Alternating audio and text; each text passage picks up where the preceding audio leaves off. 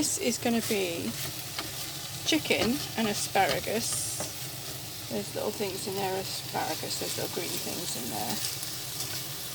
In Germany they call it spargel.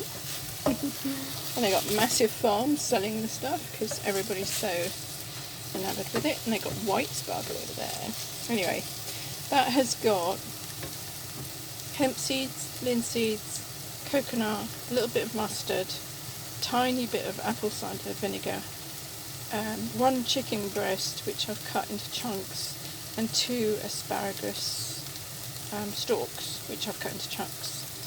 And then alongside this I bought some ready meals which are mashed up swede and carrot, and also some red cabbage which I have got in my little cooker here. Let me have a look. Let's see, it's all covered up there, but I'll open it up soon when it's cooked. Only got another few minutes to go in there. It looks nice, doesn't it? It's all taking about 15 minutes, that's all.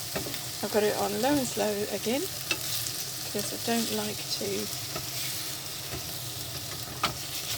burn things, and when I've got it on high it tends to burn. Oh, and I've also, my friend has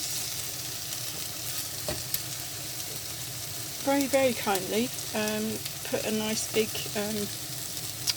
propane canister beside me, so as soon as I run out on this, which I think I will do soon, I will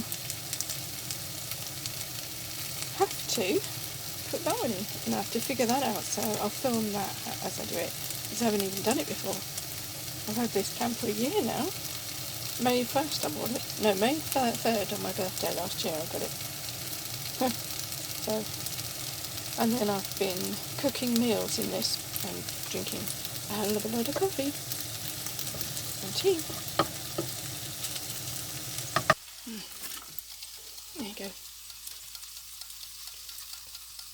Swede and carrot and cabbage, red cabbage.